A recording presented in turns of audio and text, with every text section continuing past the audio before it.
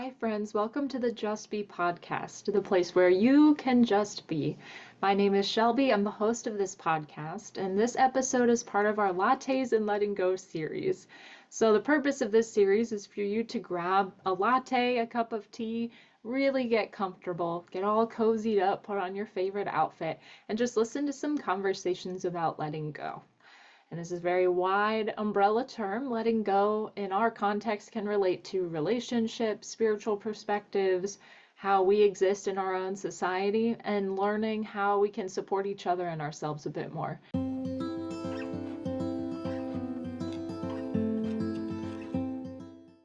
So today, my colleague Laura is joining us. So we're going to start and just let Laura introduce herself. So welcome, Laura. I invite you to share a bit about yourself and your perspective so listeners have some context for the point of view that you're sharing from. Sure. My name is Laura. I'm a licensed professional counselor in the state of Pennsylvania, but I've worked in mental health spaces for 16 years. So I've worked with people recovering from acquired brain injury. I've worked with adults with disabilities. I think that part really matters because my career has really, I joke that it's like a river, like every little turn, I've picked up something else every spot. I'm also a cradle Catholic. So I did the whole Catholic thing. I was a cantor in church. And through college, I actually picked up a philosophy minor. So college really started a big moment of religious deconstruction for me. And so on that river of self-development, of career development, of spiritual development, all of it, um, I've always returned to the intersection of philosophy and spirituality, of um, psychology and the body, Mm, right? And so, particularly in the last, I guess, 7 or 8 years of my career, when I really feel like I got my sea legs, um, it kind of took on a tone of if it doesn't exist, I'm just going to do it myself. So, my clinical grounding is well anchored in various therapeutic models where I've done specialized training. But then I've also been fortunate enough where I studied meditation and mindfulness with a psychiatrist that lived in Tibet. And so she taught me how to integrate meditation and mindfulness for mental health. I picked up a trauma informed yoga teacher credential and training. I'm a Reiki master. So I enjoy existing in the space between those two things. Um, and now at this point, that's what most of my practices do. Yeah, yeah, Oh, that's amazing. Oh, I love that. I'm already learning some new things, right? For how many times we've connected. This is so yeah, fun. yeah.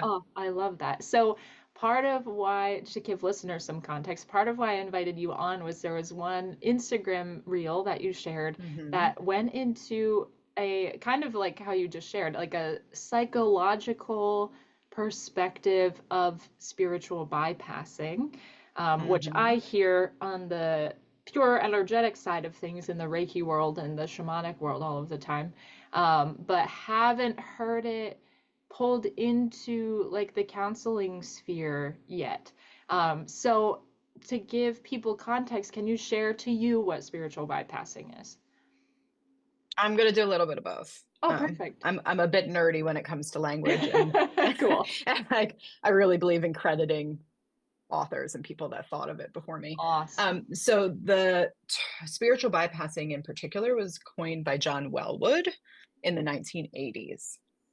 And John existed at the same type of intersection. I think he actually passed away only a couple years ago, where he had started to observe in his clients a tendency to use spirituality to avoid deeper psychological constructs um, and struggle.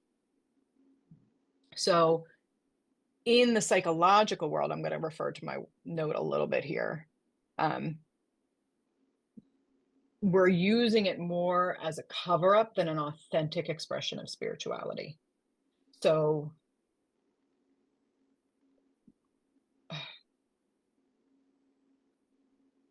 I I feel like the way to talk through it best is to kind of talk about how it manifests, like kind of what you would see in someone that's spiritually bypassing.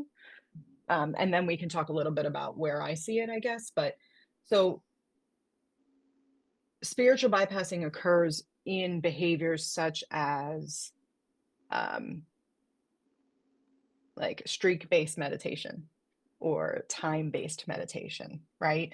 So particularly in our westernized hub of a world where achievement is such a big thing, in this little cluster of the United States where things go fast, fast, fast, fast, fast. When we talk about the competition with self, that the accomplishment of meditation is that you sit for an hour instead of it being focused on more individual insight, more connection with self, more emotional regulation, right? All of those beautiful things that can come out of meditation, it becomes instead um, about a race, about winning. So that's one way it could show up. Another way it could be like a spiritual bypass, kind of as, how do I want to phrase it? Not a crab, but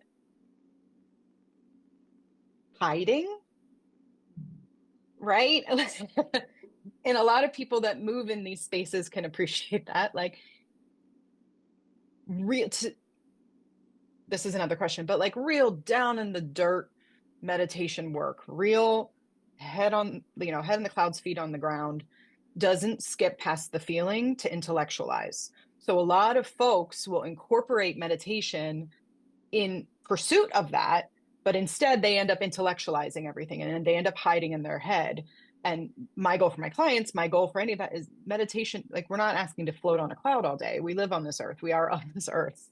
So if what happens as a result of a spiritual practice is that you're living in the clouds and you're intellectualizing and you're finding yourself above the difficulty,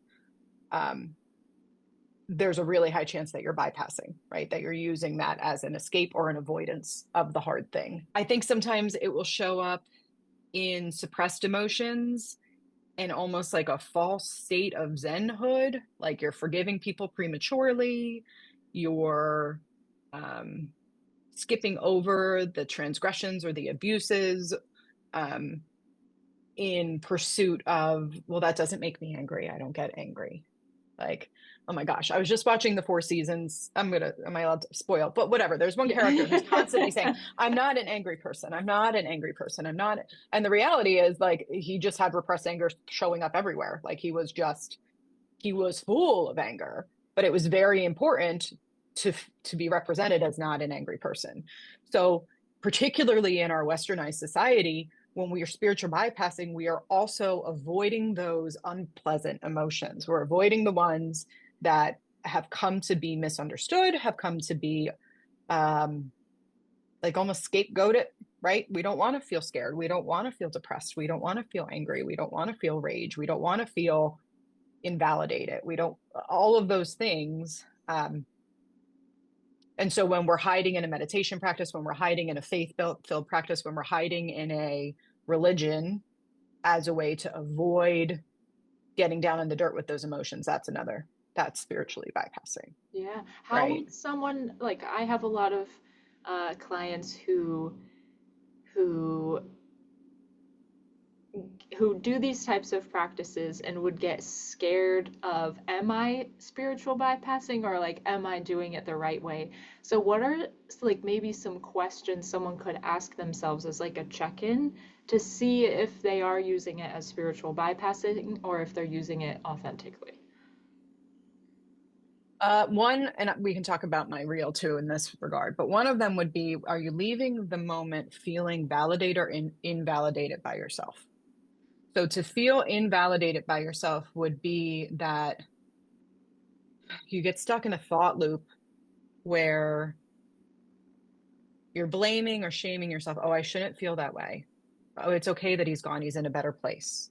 Oh, right. Like, so if your thoughts are consistently ping-ponging back and the only thought you're trying to hold on to is one of resolution, I would say that's often a sign that we're bypassing, right? Mhm. What else? If we're not finding contact with I don't want people to feel like I want them to have it. But like honestly, we should all have at least one negative emotion a day. Like we all have at least one. Like it's unrealistic to think that we walk through this earth without being irritated at least once a day. Like um so if you're leaving your meditation practices and you're noticing what I refer to as like a pain rebound, right? So the idea is that once we start to recover from hard things, when we receive a cue, because we store this stuff in our bodies too, right? So when we receive a cue from our system, that is a negative cue, that is an uncomfortable cue, and that cue is so intense that we ignore it. That's another sign that we're probably bypassing, right? Um, Frequently, spiritual bypassing exists only in the mind. It neglects the body, right?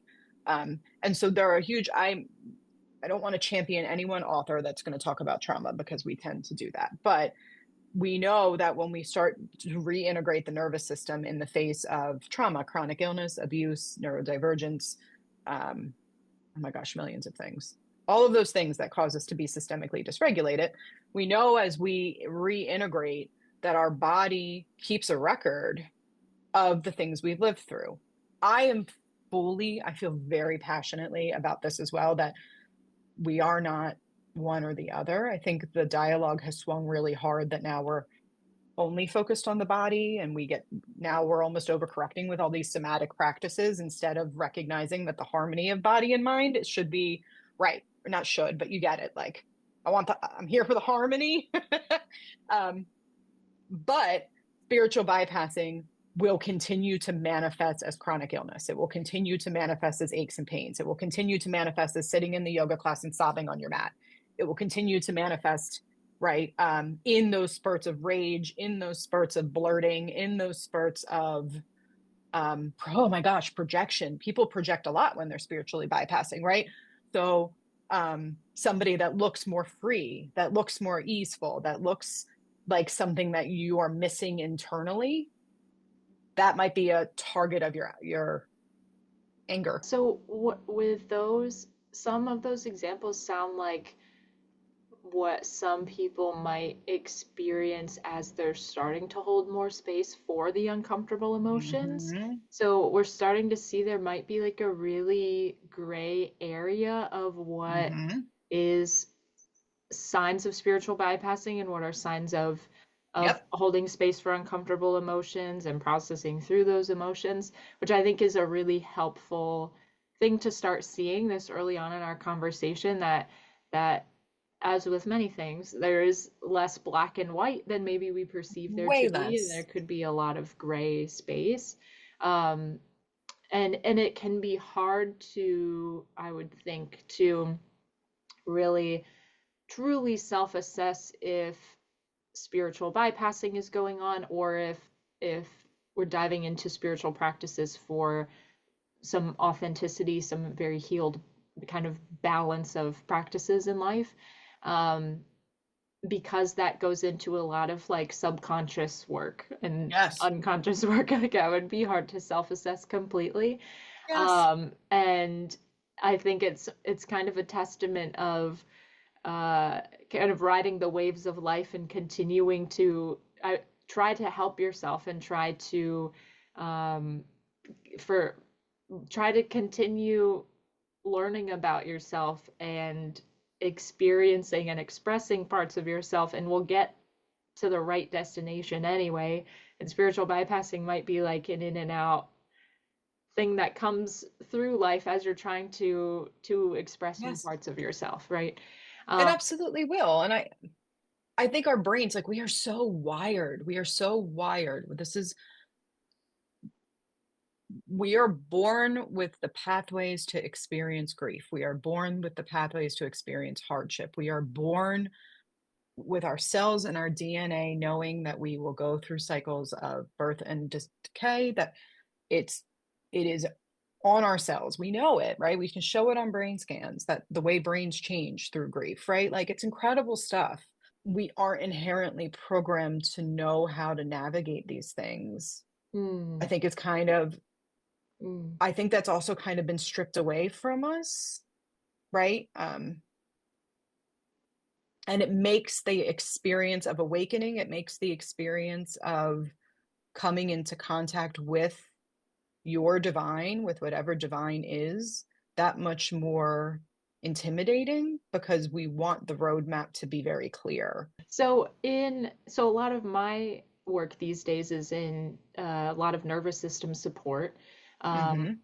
and so in a lot of the research for nervous system recovery from different nervous Mm-hmm. system based disorders, there's this pillar of having a spiritual perspective that Yep. seems that research shows to be helpful for recovering Mm-hmm. from especially like a traumatic event based nervous system issues rather than like something that someone is maybe born with. Um, so how how do you see that spiritual perspective piece fitting into the nervous system piece for people who maybe don't know kind of what's being talked about in the research and what's going on in those spheres? Because nervous system stuff is it's not new. It's obviously been around for a while, but it being talked about so widely It's is quite buzzy new. right now. Mm-hmm. Yeah, It's absolutely. buzzy right now. And equally, I think the people who I work with who enter into the nervous system space started in some type of more conservative or strict religious upbringing, left that in adolescence, early adulthood, went Mm-hmm. into, I call it spirituality, even though religion can be spiritual too, but into like energy work, like things you've talked about, Mm-hmm. meditation, breath work, and then they see a lot of those types of practitioners sharing about the nervous system, and now there's this thing of, oh, a spiritual perspective is actually helpful. And I think there's some uh, hesitation that happens, at least for my clients, of I used to have a really strong spiritual identity that didn't fit me, didn't fit my beliefs as I got older and my brain developed and I started thinking for myself, all of those things. And now I'm being asked to create kind of a new spiritual identity or a spiritual perspective to help support my body. So how do you see kind of those two pieces fitting together? I see so many things that I could riff here forever. So Perfect. there's a few things.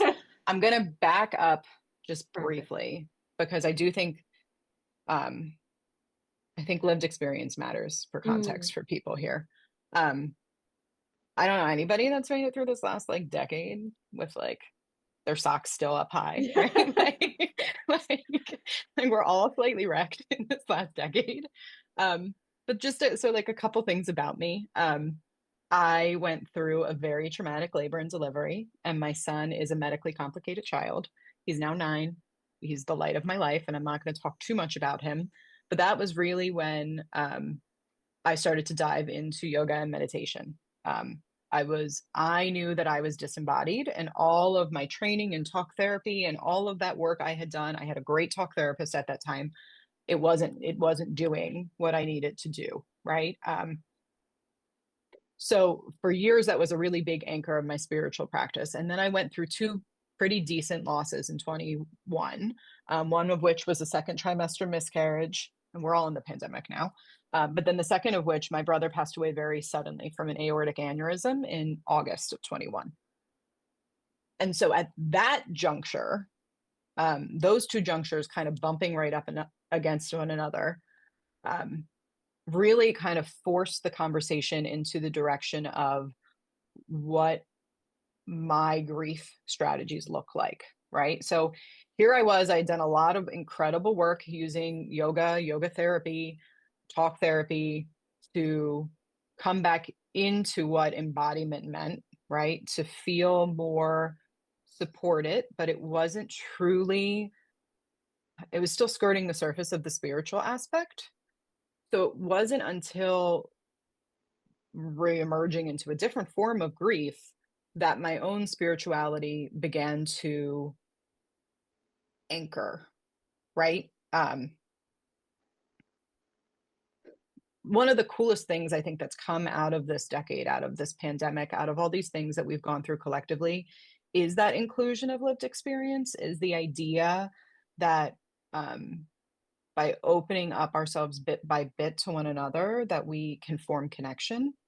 Um, and frankly, like I'm gonna so many of these models. So we're talking about things like cradle Catholic, people that have had these religious traditions. I was raised Catholic, right? So I have a philosophy minor for a reason. Like, one, I love to talk about this stuff, but also because it's an exploration, right? Like, I always had that pit. I still walk into a Catholic mass or a Catholic funeral and feel comforted, right? Like, the smells attached to our nervous system, the songs attached to our nervous system, the all of it. And we know that to be true. We know that to be true in trauma work. As like a trauma, I did TFCBT with children. I did dialectical behavioral therapy, which is where we learn to incorporate mindfulness to regulate our mood and our emotions. So the roots of spirituality can plant really early and they can plant really deep. But it's also really, really, really important to recognize that for a very long time, we didn't put the people living through or with the things in the center of the conversation, right? So much of spirituality has been co-opted by power structures, by, you know, by a twisty branch on the tree, right? So it has created spaces that were once safe and mutated in a way that many people have been abused and they have been made unsafe and they have been put in positions where they are now disenfranchised by someone that holds not only physical power but also spiritual power, right? The power of life and death is, I mean, that's huge. The power of control over your soul and what happens next to your soul, like, that is huge. And that crosses over with the modern world of psychology. Psychology is a new science, right? So for so long, a bunch of people sat in rooms and came up with criteria that made someone well or made someone sick. And so people living through the trauma, living with the disability, living with the illness weren't centered in that conversation either, right? So it's really fascinating that we have these two worlds that can merge, and at their purest, highest potential, the smell of incense can make you feel safe. But the way that that arm of that system works, it works, creates disempowerment, disenfranchised. Right. So there's no way to not acknowledge the systemic harm when people are being asked to re-engage with spirituality. And more interestingly, that is the part of the journey that means you're probably not spiritually bypassing. Yeah. Very true. I like Right. that. Right. Because such a big chunk of it has to be the acknowledgement of the harm, right? It has to be the acknowledgement of the imbalance of power. And when we sit together, and when you sit with a teacher, a guide, a counselor, any of these things, people that are put on your path for a reason, and you're able to witness in one another without blame, without shame, right? That experience, I think we're on our way towards that nervous system regulation, right? Because now we're co-regulating. Now we're seeing one another as human and we're saying, I can't believe you've lived through that. I'm sorry that that thing let you down, right? Mm-hmm. Like, and that, I think, begins the anchor of deconstruction and then reconstruction, right? To finding what it is that your nervous system responds to. When I first learned like embodiment and somatics and really felt like there was a comfortable way to experience these uncomfortable emotions, these very overwhelming emotions, Right. um, I am someone who goes all in with things that get me excited. So I went all I'm in, not, oh, and right? no, there's everybody has seats at the table with, like, to be Yeah, very clear, absolutely. right? Yeah. Yes. So Okay. I went all in and I was doing like really focused somatic practices around really uncomfortable emotions all of the Mhm. time. And this was also at a period of time where my nervous Mm. system wasn't able to support, I didn't know it then, wasn't able to support such a deep dive so consistently throughout the day. And Totally. Yeah. I've seen this mirrored in a few other people as well, that there is such a like a sense of hope and helpful relief that happens through like somatic and embodiment, obviously because it's part of our biology and how it works with our mind. For people who, because we're starting to talk about like spiritual bypassing can be, I don't want to say avoided because I think that it's intentional and comes in and out at periods of time, but can be worked around by holding space for uncomfortable emotions and really working Yes. through uncomfortable emotions. For people like me who like to dive in, how, I guess what the question is like, I don't think that it's the most supportive thing to jump all 10 toes in the water No. for this type of stuff, as with all things, right? Because balance is central to most things that Yes. we do. So for people who I have a lot of anxious clients who would listen to this and go, I don't want to be spiritually bypassing. I'm really trying to help myself and trying to work through the layers of Yep. my being. So I'm going to dive into all of my deep, uncomfortable Oh emotions, boy. right? Yeah. So that's Yeah. kind of And this where my happens. mind Yes. goes because I've Yes. been there Yes. and I have clients who are Hmm. there. So can you just kind of respond to people who might be having that response? Because spiritual bypassing, as we've identified, there's a gray space in our Yes. conversation for what is and what is not. And part of what seems a Or little more both black and and, right, yeah, right? Yeah. absolutely. And what seems a little more black and white is if I'm holding space for uncomfortable emotions and kind of acknowledging some of the hurt of the past, then I maybe am not doing spiritual bypassing. But so how can we respond to people who like myself would go extreme in that direction to stay as far away from spiritual bypassing as possible and kind of have more of a balanced expression of this? I would, so I think the pocket of emotion where spirituality is facilitates growth exists in the land of the emotions that we have to learn to radically accept.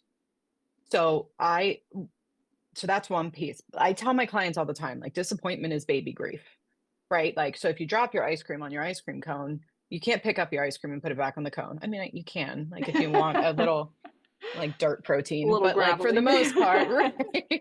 For the most part, you're just going to let your ice cream melt and you're going to feel that moment of sad, right? That is grief. Grief is one of those things where there's poetic expressions, of course, that grief is the cost of love, but grief is also one of those things where there is no going back to redo it. We just have to live with what is. So when we really start to integrate nervous system to tend to our nervous system, right? Because a regulated nervous system will feel mad, it will feel sad, it will feel scared. That's right. So that's also vital here. Your nervous system is doing what it's meant to do. It is taking good care of you if you're crying at things that are sad. It is taking good care of you if you're laughing at things that are funny. But tending to the nervous system is where we note that there is a hard sway one direction or the other. I always joke that like one of my you can tell a baby therapist compared to an experienced therapist because a baby therapist will get caught up in the trauma narrative, right? They'll get caught up in the trauma dump. They're going to get caught up in wanting you during your first appointment to outline every terrible thing that's happened in the past 20 years. That's like a baby therapist. I mean, baby therapists need experience to grow, and also you shouldn't walk out of any session with someone that's your guide feeling less regulated than when you walked in. So that's number one. If you're really trying to deep dive and learn about your emotions, the goal is that you have someone supporting you to co-regulate that leaves you feeling at least where you were when you walked in, right? We're not. Then the other would be that I don't know. I don't think we're meant to radically accept everything all at once. So the idea like that we can plow our way through the uncomfortable emotions is a grave disservice to our nervous system. I think our nervous system, if we're talking about anxiety, right, we talk about exposure therapy. Trauma healing is actually its own type of like exposure therapy, right? So the idea is that we're going to first post down to a level where you can function on your day-to-day basis. And then we're going to gradually expose to all of those things that we have to radically accept. We're going to talk about the pet that you lost. We're going to talk about the job that you didn't get. We're going to talk about the chronic illness and the medical things that all of those things in a way that exposes the nervous system bit by bit by bit. We're not flooding. We don't even want the spirituality aspect to be a flood. right? Like, Yeah, and I think you said an important thing of we start with functioning day to day. yes, There's so much I'm not functioning day to day, and I think if I process through the deepest, darkest first, then yes, I'll, right? And it's the opposite when we look at the nervous system. It's like, let's get yes. comfy cozy with the right now and the right Yep. here, and then we can start to explore some of those the deeper, darker areas of what you're carrying around and what you've been through, right? Yeah. Yes. Yeah, I spent a absolutely. whole probably year, um, like at bedtime touching my face because one of my, like, I Mm, would scrunch my face when I was stressed or when I was sad. And so probably a whole year I would spend touching my face and having to tell myself that I loved myself, right? So it's mm, more the invitation to the nervous system to be met with love and compassion. Um, mhm. and frankly, like, yes, most of my experiences in life have been that bad things happen to me. I'm not hunting them out. So there is that anger and resentment that you even have to do the work in the first place, like heard, understood. But we also get to issue that invitation, right? To say, okay, like, I hear you, I see you, and this sucks, Mhm. right? Yeah. Oh, absolutely. Yeah. And so as we're peeling back more of these layers, like you referenced the three steps or three stages, what feels helpful Oh, to yeah. share kind of more on that concrete side? I think people will take away, which is a good benefit, that avoiding spiritual bypassing is probably not a successful goal to set for Yeah, oneself. no, Being no. aware is probably super accessible and helpful. And But just like disembodiment or dissociation, whatever word people want to call it, we're capable of it for a reason and for very yes, good reasons, I right? was about, that's what So I, they where I don't was need to be interrupting you. I avoided. apologize. But I was like, I also, and because I believe that firmly, right? Like, okay, so we talk about things like trauma is stored like spaghetti in our brain. It's not stored in a way that makes logical sense. So when we're working through a traumatic memory, we're unraveling that spaghetti, and then we're going back in to talk through that narrative in a way that fills in the gaps, right? So then the mind and the body are able to bring it through the logic processing. They're able to store it in a way that makes sense instead of being snips and flashes. I'm not constructing a trauma narrative in one day. I'm constructing a trauma narrative over months, right? So when we come back and then we remember what happened immediately before that day, well, then we're sitting with that for a couple more weeks. And then we're reading the story together in that new complete form. And then we're adding in the next little bit. Like, our brains are protecting us and they are tending to us and they are taking care of us. So practically, I'm a really strong advocate of grief time, and this sounds nuts potentially. But when I was really grieving my brother's passing, I had a young son at home. And I am not afraid to cry in front of my child. But after a certain amount of time, developmentally, kids don't understand it anymore, right? They're not, they're children. They see the world as children. Um, So what I ended up doing is I ritualized my grief every night. Um, and so I would go upstairs. My husband, I would take about 45 minutes to an hour. And I had like a little safe space that I set up in my bedroom. I had my yoga mat, I had my blanket, I'd bring water, whatever it might be.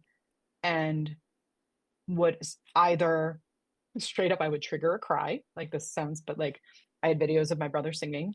So like, and if anybody has experienced grief like this, like, you will appreciate, sometimes you feel it, right? You feel it in your throat, you feel it somewhere in your body, or like your brain will get cloudy and you can't think it through, like, but you know it's there, right? Grief has that way of like creeping up. um and so I would, for me, crying is a huge release, so I would straight up trigger a cry because I knew I needed it, right? And I was in a safe space. And so before long, I would be crying down the hall to my bedroom. And then I would be crying on my walk up the steps, right? And then I would be crying when my husband said, okay, I'm home, right?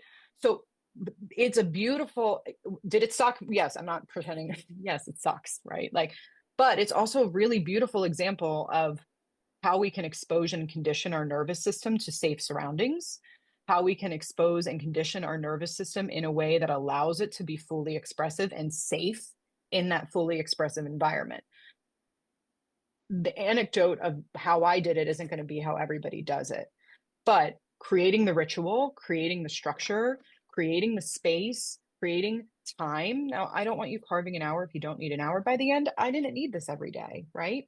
Like, but it also made it so that my grief wasn't quite so scary, right? So those negative emotions aren't quite so all encompassing. You can recognize, oh, my brain's foggy. Oh, this. So that would be one really huge practical skill to avoid spiritually bypassing while also learning to allow your nervous system to have a little bit of a leash. Hmm.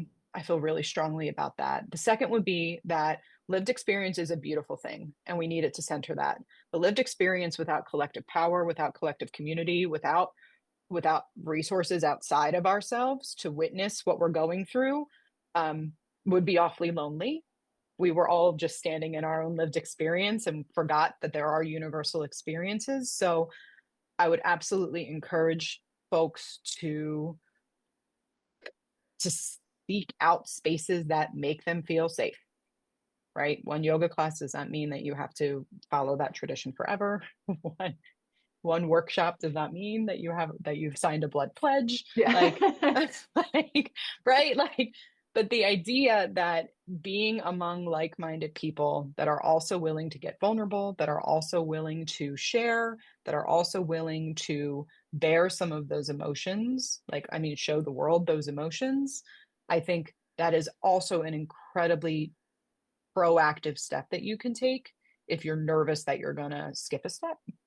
Um, Yeah. Yeah. I think you said something yeah. super important of find places, find people that make you feel Mm-hmm. safe. Like that is that in and of itself, if we just like bubble that for a Mm-hmm. moment, is something that I think gets overlooked when people are very self-aware of their emotions and their thoughts and how their body feels. I work with a lot of clients who like to challenge themselves even as life is already feeling challenging. So they are the ones that would say like, okay, I want to heal this friendship I had where this person yelled at me, and I'm gonna go be vulnerable in this friendship with someone who reminds me exactly like that person, rather than let me go be vulnerable with someone who feels comfy, cozy, familiar, safe, Yeah. right? Just fully supported. So I like that bubble of it's like 1010% okay to just go places that make you feel safe, be Yes. around people that make you feel safe. And safe, I think we should define here too, because my clients are not used to the context of how we use that word, of not just physical harm, right? Safe as in like I feel really good. I feel like I can be myself here and around these I can take a people. deep breath, Yeah, I could right? be I'm smiling. silly. I could be yeah, exactly. All of these Mm-hmm. things, that is the safety that we talk about in this context. Yeah. To create those practical spaces for yourself. Mm. To do that, I think it's also um like I think to issue yourself like the invitation. One of my favorite let me pull it up. It's one of the, like a Gnostic scripture, and like I'm not advocating for any particular religion or faith here, but the idea is he is the one who set all in order and whom the all existed and whom the all capital lacked. As one of them whom some have no knowledge, he desires that they know him and that they love him. Right. So when we are starting to, I don't know that I feel great about the masculine, but when we are Right. starting to seek out, spirit, when we talked about this concept in a group, it's the idea that the one that emanates, like emanating is to give passive birth to something, right? So we are emanating out of a need to know and be known. So when we start feeling that sense and that thirst for spirit, and we want to have an assurance that we are walking alongside, or we are fully engaged with that process, it's also really important to remember that you are here because the full depth of your experience wants to be witnessed, right? Every bit of you. It is okay to be angry with spirit. It is okay to doubt spirit. It is okay to be sad. It is okay to be fearful. you are here because all of those experiences were desired, right? They are part of what spirit wants to know and see and learn through you. I think as a really sweet little anchor to that temptation to try to do it all at once, or to, it's making me emotional, but to try to shy away from getting mad at spirit, or that part feels really important, right? If we are willing to be mad with spirit, we are likely not bypassing.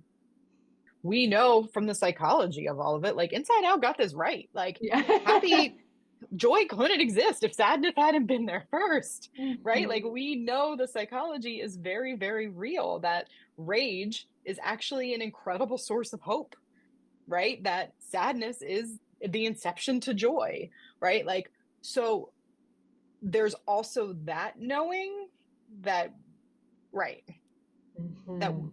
as we integrate these unpleasant or dysregulating nervous system moments, we are creating the space for that secondary experience too. Mhm. Yeah, Absolutely. Yeah, and yeah. I think we do see that in a lot of different like established religions too, the yin and the yang and the balance and Mm-hmm. going through trials and tribulations in order to get to someplace Yep. different, right? So Yep. for people who are listening and who are super tracking along with your responses, your energy, your perspective, is there anything else about your work that you want to share, as well as how people can find you? And I will include links in all of the I description have, for people to find you too. um, uh, this is where, sure. Um, I would love for anybody to look me up. I love a good, juicy conversation like this. Mm, Um, I am probably looking at some counseling openings come the fall, though to be completely forthright, I have ADHD and I do not live more than a month at a time. perfect. Um, Overall, there's some long game plans there, but I have my own website and my own private practice. So that will be shared. It's Laura Lorenz Therapy, .org. I think I really just love to exist in this space. So I view tending the nervous system as a as an anchor to all of those different things, right? So chronically ill, trauma. I have a really big population. I am an ADHD specialist, so I see a lot of folks that have ADHD and autism, um, or that function under that neurodivergent umbrella in one form or other. Um, and for those populations, I truly, truly have found that being able to externalize through spirit, through faith, through all of these different beliefs and systems, that it is a really, truly healing experience. Um, because there are so many things in this world that happen to us that we just have to, yeah, live with, right? And that, so that idea, I think, would be that my end game for my clients isn't that necessarily that we heal something, because to heal something would be that it was broken, but rather that we tend to it and that we love it and that we attend to it. And the other thing is just that I go pretty slow. Like I'm a bottom up thinker. So I like to integrate people's daily lives. I like to integrate the things that we're going through and then build upon those things. Perfect. Um, so we go slow. Like I'm not a 6 week counselor. Yeah, And which works. there's 1,000% a place for that, to be very Yeah. clear. But generally people find me having survived the acute and Yes. then sensing that there's still more under the surface. Yes. Exactly. That's what I was gonna say, is it's perfect for the people who do work with you, because they're usually pretty tired of rushing and moving so fast or staying at Yes. surface level or mind level. They want to be doing Yes. that deeper work. And anytime we take the body into account, we're slowing down, because the body is one Yes. of the slowest parts of us, in my opinion. Oh my Um, goodness. Yes. Yes. And then all of a sudden, like in thankfully my it is. experience, all of a sudden my body will be like, all right, I'm great. Like I'll Yeah. wake up one morning and I'm like, oh, that ache is gone. Like, Yes. Yeah. Absolutely. Imagine Absolutely. that. Yeah, Yeah. right? Uh, Exactly. Oh, ah. So for anyone who is listening and really enjoyed this conversation, I always invite people to comment and talk about the specific episodes that they really resonate with, because mhm. all of the guests that I invite on board are usually open to more than one conversation, and definitely Yes. more than multiple conversations. So for people listening, if you just really grappled with Laura's style, her perspective, the topics that we started diving into, I certainly feel like we could do like a whole 10-hour segment just to get through what we wanted to talk about today. So there's I do too. plenty I'm more looking that at we my can talk notes and I'm about. like, oh, wee boy. Like, I didn't even touch that. Yeah, absolutely. Yeah. So, other than that, for listeners, viewers, however they want to be called, I like to call them friends. So for our Yeah. friends listening, listen to all of the other episodes. There's such a diverse topics that are being addressed through this Cool. particular series, and diverse backgrounds that are being brought into place as far as professional backgrounds. So definitely listen to them all, even the ones that you don't think you maybe would enjoy based on the title or the first 2 minutes. Just give it a minute, give it a dive, see what resonates, and we'll see everyone in the next episode.